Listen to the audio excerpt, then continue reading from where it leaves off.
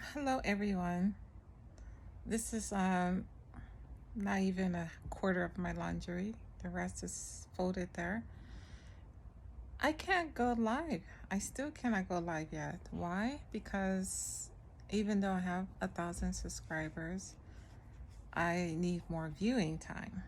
So, and yeah, I have to admit I could be posting more.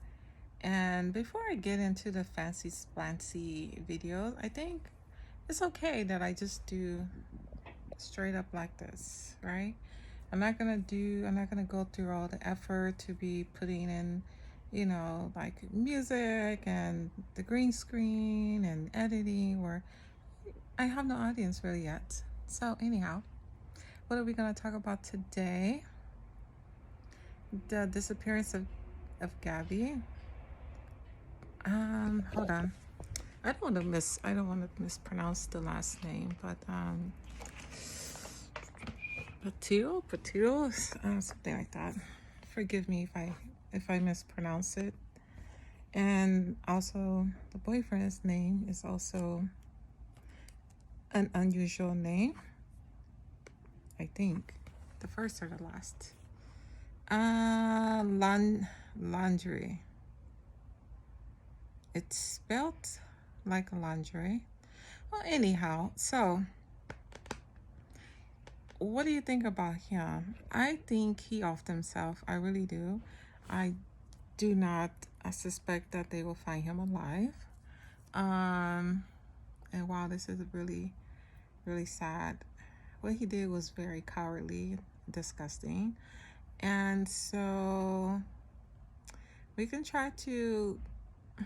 I know people have become obsessed about this, and unfortunately, she's not here with us anymore.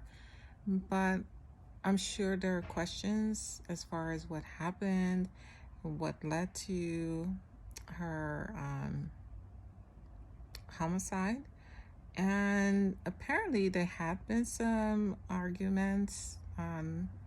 There was, excuse me, um, well, there was one no, maybe two, no, I don't know how many altercations they had, but maybe that was when somebody seen them fighting and they called the police, and then that was the footage you have of her crying and her saying that he locked her out the car.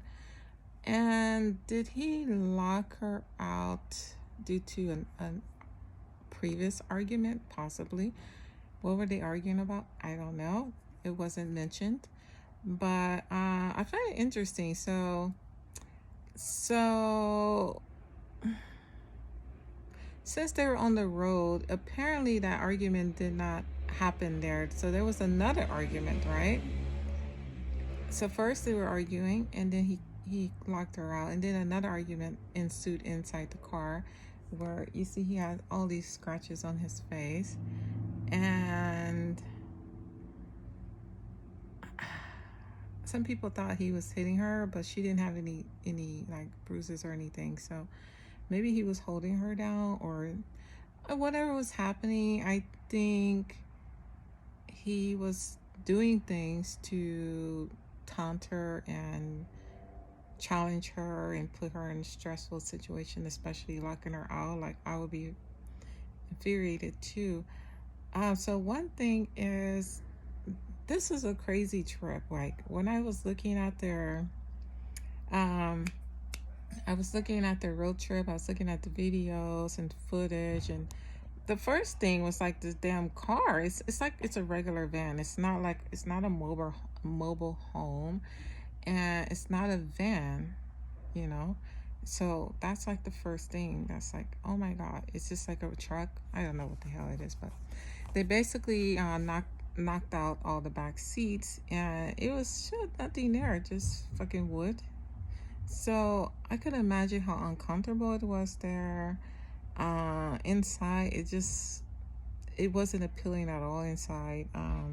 I watched the YouTubers. I actually watched one. I really had became obsessed with her a bit because she literally traveled all around the world. Well, not around in a van, but she was in many countries, from Spain, England, Germany, like And she did a really nice job with her van inside. She put like these nice cabinets, and that she had a kitchen.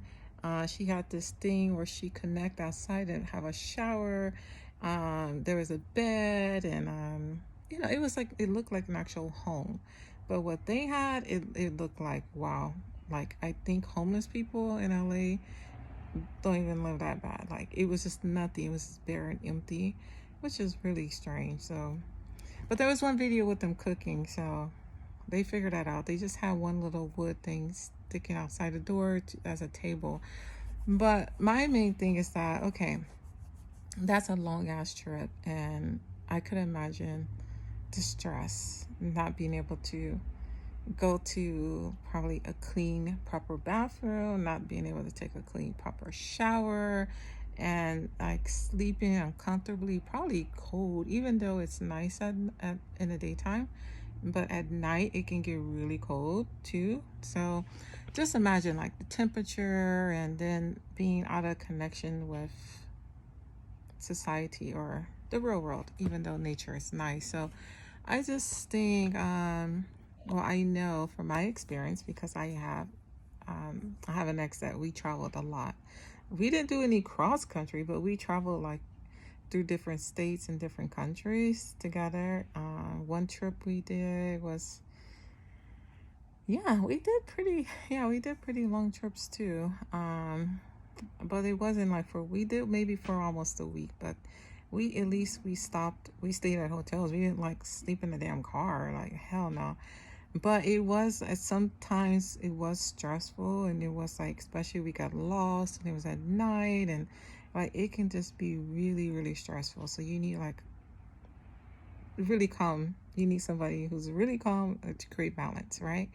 So I think there was some points probably they got lost, or there was like a lot of like petty arguments, because we were having petty arguments, like stupid stuff. We got lost, and then we argued because like he was, at that point I was driving, after he was driving for an hour in circles, and then he got mad because he told me to turn right, but then I kept going, and I turned, because I was like, no, it's this way. And we got in such a big argument, and like literally it was like really, really close breakup. Like we didn't speak for hours and hours and hours, and it went on to the next day, and like literally we did break up. And it was crazy, long story. But he came back the next day. Well, that was after we came back to LA, but yeah, he had left, and then he came back. It was just crazy, like just a road trip, and it was just, yeah, anyhow. So I could imagine being for weeks and going like, no, that is a recipe for disaster. So yeah, I kind of went off topic. Sorry about that. But um, so apparently that wasn't the first argument or the second. And from what I know from anger management, and how people build, like, how intensity builds up, and anger, it doesn't happen right away. You have to have like this boiling point, right?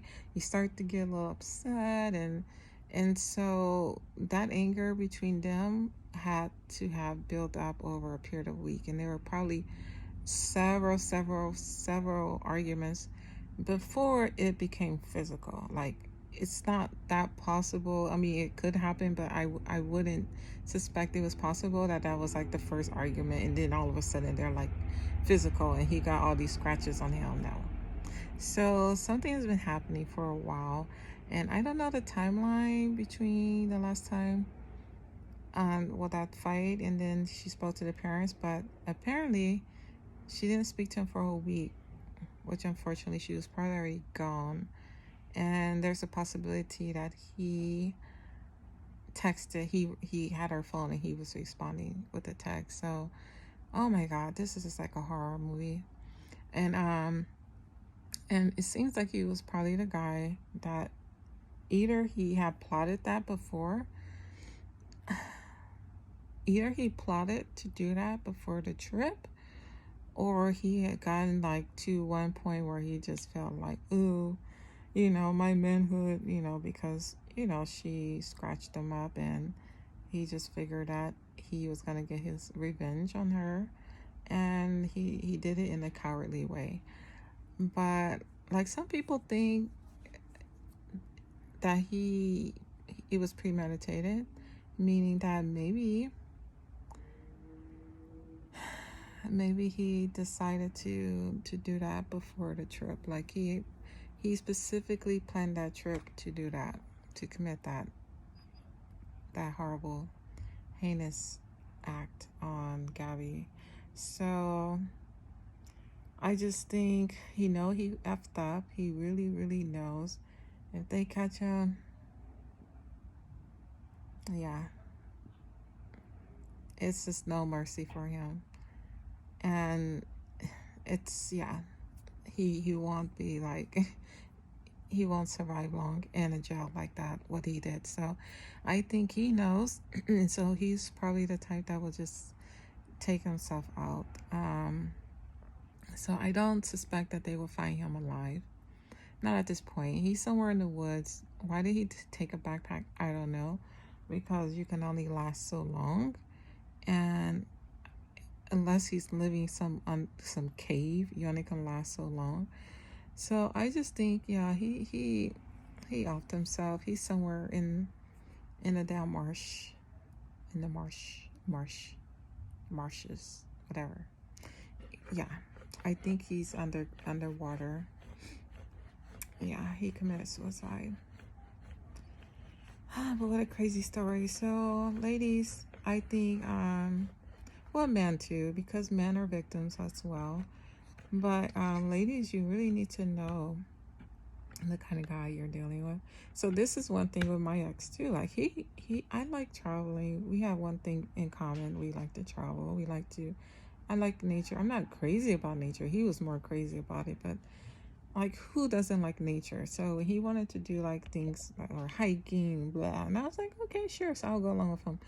But sometimes it was really stressful and overwhelming. Like, we're out here in the middle of nowhere hiking for hours and hours and hours, and you didn't plan to stop to the damn store on the way so we can bring like water or have snacks on us. So there were some points like that where I would go like the entire day and didn't have anything to eat or drink, and I feel like I was gonna faint, and it was like, almost 100 degrees. I'm just like, WTF. So some things like that, like just planning things properly and whatever. So yeah, this is crazy. You never think people will do these things. Um but thank God this is the beginning of our relationship before we had argument. But depending on the relationship and the intensity and the trust, if it was like some really bad things going on and arguments and it was already some physical altercations, I probably wouldn't go on a trip with him like that and be like on a damn mountain on a ledge in the middle of a canyon alone. That's probably something I wouldn't do. But so you need to know the kind of person you're dealing with. Are they a vengeance type? Or when they say they forgive you and the matter is resolved, do they mean it? So you can have a horrible argument or something with somebody, and then they can be like, oh, okay, I'm cool, we're over it. But there are other people that no, they just wait for that moment to get that revenge. It's all about the revenge. So he could have been like that. So different cultures react differently, like I know for sure, like because of my background, my race. I think a black guy is not gonna really let you like slap on him and scratch his face up like that. His face was pretty messed up. He had like all kinds of like bloody scratches on his face. So I know somebody from my culture that would have been dealt with right then and there in the story. But possibly other cultures, yeah, they deal with it different. Maybe he didn't deal with it right away, and then it built up, and then he was just thinking, revenge.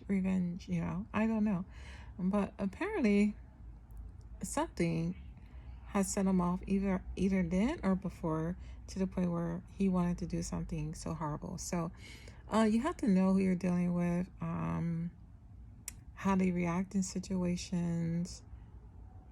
I do not encourage testing people, especially in situations like that.